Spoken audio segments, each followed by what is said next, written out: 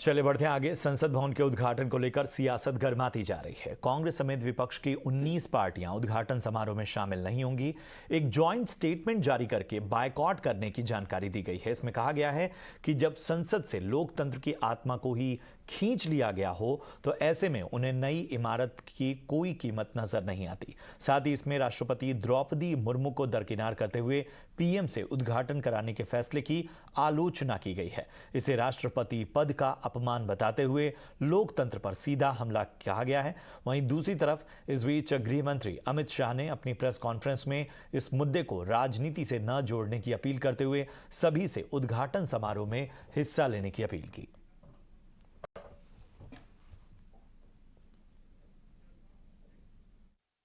आजादी के अमृत महोत्सव के अवसर पर देश के प्रधानमंत्री जी 28 मई को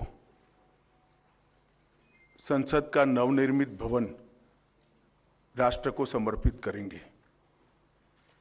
एक प्रकार से ये नया संसद भवन प्रधानमंत्री जी की दूरदर्शिता का प्रमाण है, जो नए भारत के निर्माण में हमारी सांस्कृतिक विरासत, परंपरा और सभ्यता को आधुनिकता से जोड़ने का एक सुंदर प्रयास है। हम ये मानते हैं कि ये संविधान की अवहेलना हो रही है, संवैधानिक प्रमुख महामहिम राष्ट्रपति की अवहेलना हो रही है, राज्यसभा के सभापति के साथ पूरी राज्यसभा की अवहेलना हो रही है, परंपराओं की अवहेलना हो रही है और भारत के संविधान में अपना नाम आगे रखने के लिए सारी मान्यताओं का अपमान कर रही है भारतीय जनता पार्टी और आदरणीय प्रधानमंत्री जी। आप देखिए, राष्ट्रपति ही संवैधानिक मुखिया होता है, शायद वो दलित है, आदिवासी है, महिला है, तो फिर प्रधानमंत्री जी कैसे अजर अमर हो, तो इसलिए वो कर रहे हैं, उनकी किनारे कर दिया उनको। संसद जो है वो किसी सरकार की नहीं होती, किसी पार्टी की नहीं होती, ये देश की है और देश के लोकतंत्र का मंदिर है। और इस देश के लोकतंत्र के मंदिर में भी आपका जो है वो निगेटिविटी और नकारात्मकता अगर भरी होगी तो इससे आप समझ सकते हैं कि इनका देश के बारे में, देश के संविधान के बारे में, देश की संसद के बारे में उनकी सोच क्या है। कुछ दिनों पहले कांग्रेस पार्टी के एक नेता ने किस तरह से संसद और संसदीय मर्यादाओं की धज्जियां उड़ाई थी विदेश में बैठ करके। अभी तक तो ये जो है वो संसद की कार्रवाई का बाइकआउट करते थे, अब जो है वो संसद का ही बहिष्कार करने में लगे हैं। और नए संसद के बहिष्कार के मुद्दे पर हमारे संवाददाता ने बीजेपी नेता रविशंकर प्रसाद से खास बातचीत की। नई संसद को लेकर सियासत अपने पूरे उफान पर है। भारतीय जनता पार्टी के वरिष्ठ नेता और पूर्व केंद्रीय मंत्री रविशंकर जी हमारे साथ हैं। रवि जी, संसद पूरे देश की होती है, लेकिन संसद का उद्घाटन प्राइम मिनिस्टर कर रहे हैं, इस बात का विरोध हो रहा है और इस पूरे प्रोग्राम का बायकॉट कर रहा है अपोजिशन। देखिए, मैं कुछ बड़ी बात कहना चाहता हूं और मैं चाहता हूं आप लोग के माध्यम से ये विषय देश को जाना चाहिए।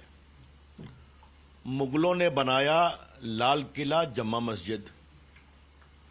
गुलाम वंश ऐबक का दावा है कि उन्होंने बनाया कुतुब मीनार। अंग्रेजों ने बनाया Rashtrapati Bhavan, south block, north block, संसद का भवन और लेटियंस दिल्ली। आजादी के 75 साल हो गए, हमने क्या बनाया? ये बड़े सवाल है जी। और दूसरी बात यह है कि नए संसद की जरूरत है या नहीं। जब 26 में सेंसस होगा तो सांसदों की संख्या और बढ़ेगी। आप लोग अनुभवी पत्रकार लोग हैं, सेंट्रल हॉल में कितनी दिक्कत होती है बैठने में, ज्वाइंट सेशन में। तो अगर एक उपयोगिता के अनुसार नया संसद भवन बन रहा है तो हमारे मित्रों को क्या परेशानी है? संसद सही कहा पूरे देश की होती है। आप की बैठेंगे वहां पर, क्या हम मान के चलें कि वो आगे कभी सरकार में नहीं आने वाले हैं क्या? तो लक्षण है, लगता है नहीं आएंगे। लेकिन कभी तो बड़ा दिल दिखाइए आप लोग। दुनिया के कई देशों ने अपनी नई संसद बनाई है और वैसे भी ये संसद 2-3 साल में 100 साल की हो जाएगी। हम अपने अनुभव से जानते हैं कि वहां कितनी कठिनाई होती है। तो ये बनना चाहिए, लेकिन क्या किया जाए? सरदार पटेल की प्रतिमा बनी ऐतिहासिक, कितना विरोध किया इन लोगों ने। आज वहां बताया गया है कि पिछले साल नवंबर दिसंबर में हर हफ्ता 4 लाख टूरिस्ट आ रहे थे। काशी विश्वनाथ का मंदिर बना तो उसको लेके भी उन्हें हायतुबा मचाई। केदारनाथ, बद्रीनाथ, उज्जैन में महाकाल कॉरिडोर बना है, उस पर भी परेशानी है। इस संसद के शिलान्यास में भी नहीं आए थे लोग जी, और उद्घाटन में भी नहीं आ रहे हैं। तो आपको बहाना खोजना है, और इसके पीछे एक ही तर्क है कि नरेंद्र मोदी की अगुवाई में किसी भी अच्छे काम का हम विरोध करेंगे। तो मैं यही कहूंगा, कभी बड़ा दिल दिखाइए, यही कहूंगा। बढ़ते